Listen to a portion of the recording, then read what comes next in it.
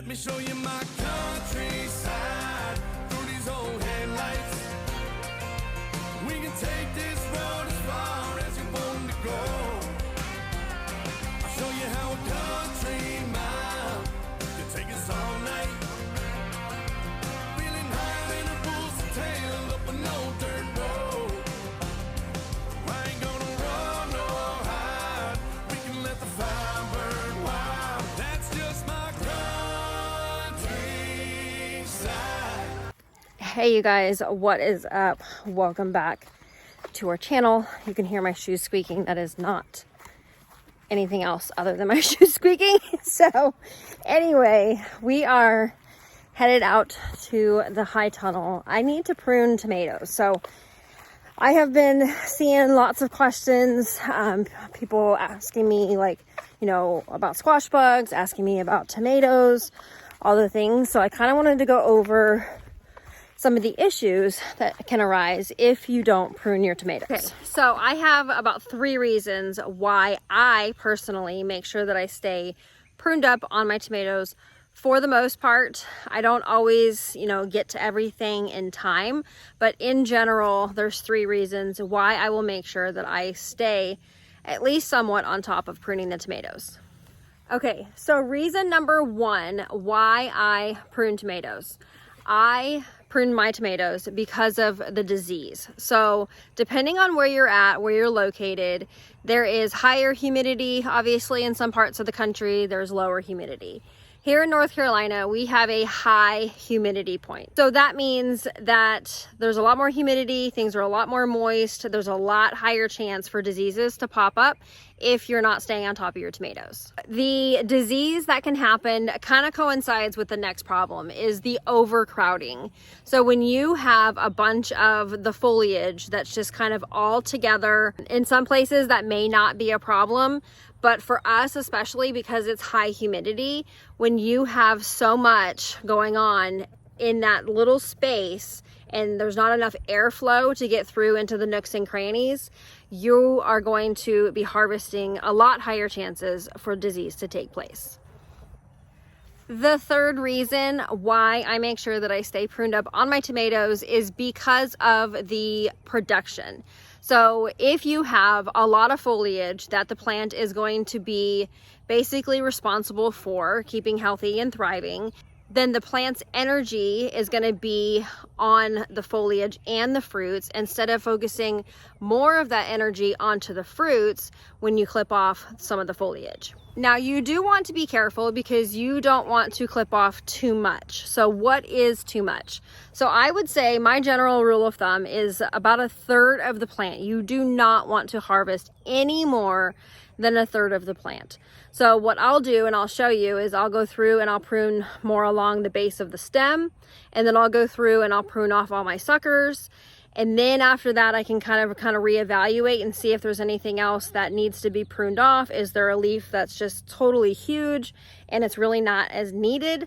Then I'll kind of make a decision based on that. But generally, if you're pruning off the bottoms and getting rid of those suckers, you're usually in pretty good shape. Okay, so here's my plant here. And as you can see, I mean, it's looking pretty decent. It could probably use a good watering, but for the most part, it's healthy. I'm looking for any hornworms or anything like that also as I go through and prune, because that is the best time to be checking for hornworms, is when you're pruning. So I will definitely keep that in the back of my mind as I go through. But for now, we're going to go ahead and just focus on the lower stem, and then we'll work our way up looking for any suckers that are kind of in the armpits.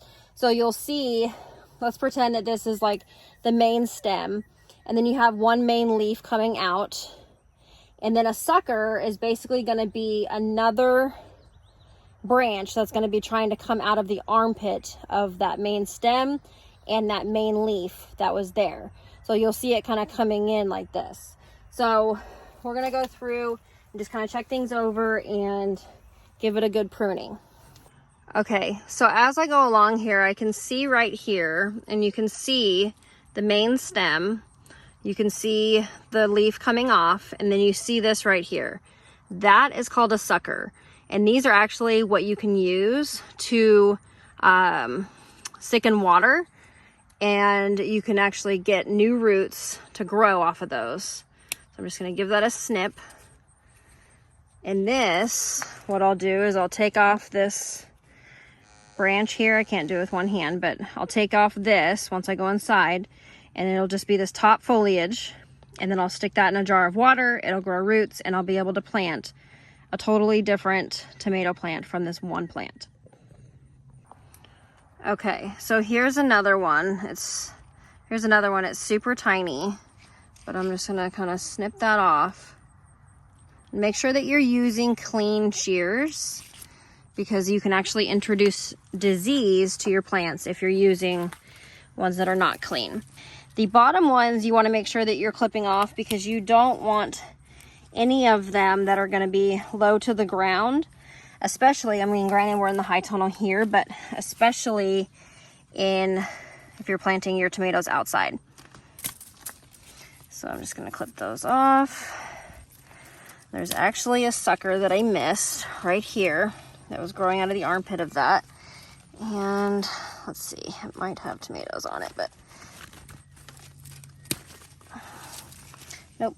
Okay, so this one, again, you can cut off some of those other leaves. Yep, it did have some fruit on it. That's okay, so we'll clip that off.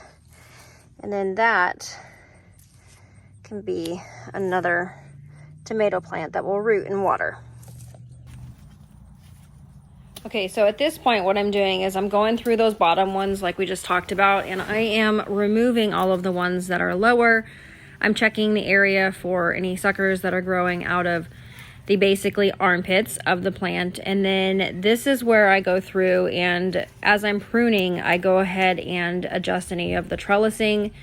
And this is one of the methods that I've seen on Whispering Willow Farm, where she uses the piece of twine with a landscape staple, and she basically puts the staple in the ground with the twine attached going up to the top, and then we just go through and kind of wrap that twine around the tomato plant as it continues to grow up. Okay, so that one looked pretty good. Now the other thing that I will tell you is that if you have your plants, generally the rule of thumb is about 3 feet in between tomato plants, and they say that for a reason. Because if they're too close together, the one plant could be rubbing up against the other plant, and you want to make sure that there's enough airflow. So that's the other part of this, is that I'll make sure, and I'll go through and look. I'll look at the 2 plants that are planted decent amount apart, but because the foliage is kind of coming on, I'll just make sure that there's not one that's kind of brushing up really close to the other one that's going to restrict that airflow. And if it is, I will definitely go through and just snip that leaf that's coming off.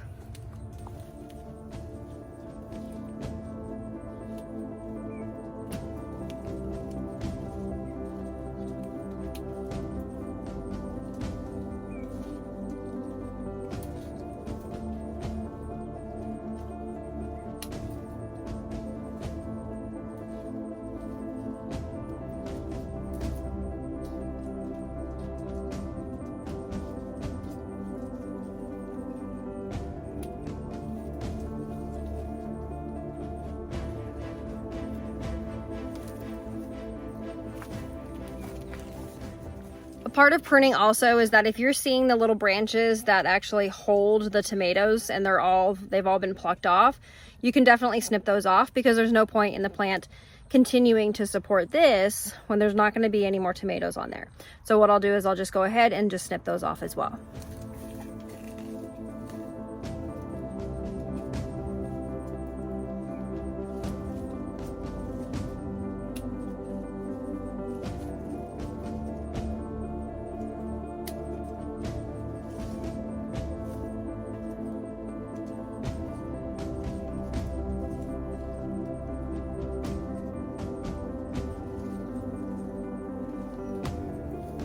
Okay, and you can see right here that there is a big sucker coming out of there. Clearly that one got away from me. Now I can go through and snip that off, which would be fine. Or I can kind of evaluate and look at things. This plant is not too bushy. It's not being overcrowded. It's got plenty of space to grow. And basically this is going to come off and then it's going to produce double for me, which is kind of what a double leader plant does, is that it's actually one plant down there and it has two vines that come up. So that one, and then it's got this one up here. So it will end up producing basically another plant in essence by leaving that sucker on. So I can either take it off or I can leave it. But at this point, because it's so thick, I think I'm gonna go ahead and just leave it. The plant looks healthy. There's really no reason to pluck it at this point. So anyways, we're gonna go ahead and just leave that. Okay, so I'm gonna show you guys a prime example of what happens when you don't stay on top of your tomatoes. Now, granted, there's not the disease because I have stayed on top of at least the suckers from this point on. And so I've been kind of just watching things, seeing how it's going, just being very mindful that I could have a problem here soon because I did not stay on top of these ones. And they have just grown into like kind of a beautiful chaos. So I'll show you.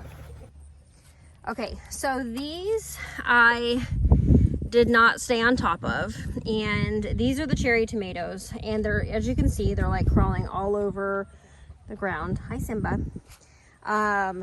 So this is a prime example of kind of what can happen when you're not staying on top of the pruning. You have like one plant, which is, this is a double leader. It's actually, this plant species is designed like this. So this is good, but then see like this, go through and take the one that was growing out of the armpit, snip that off. Sometimes they're new enough to where you can just kind of cut them with your fingernail. But you do want to go through and stay on top of your pruning because it can definitely become a chaotic mess, which increases the disease and you just don't get as much production. Now, these ones are doing okay for now, so hopefully that stays. But in general, your production will go down just a smidge if you're not staying on top because it's having to produce more to new plants coming off the suckers, which just means more foliage to support. All right, y'all. So those were the 3 top reasons of why you should be pruning your tomatoes, and they will help you keep a consistently healthy garden. But if you are not sure about what you can use, these are literally just a pair of scissors. Now, if you have larger stems that are coming off, you're definitely going to want a pair of pruning shears. But in general, if you're staying on top of them, these just a little tiny pair of clean scissors will do. If you like this video, please make sure that you hit the like button and make sure that you're subscribed, and you will get notifications when I do other videos like this and when we're sharing about our farm and our chickens. So I hope that you guys have a blessed day, and we'll see you on the next video. I feel like Pac. I shoot a shot. I'm coming in hot.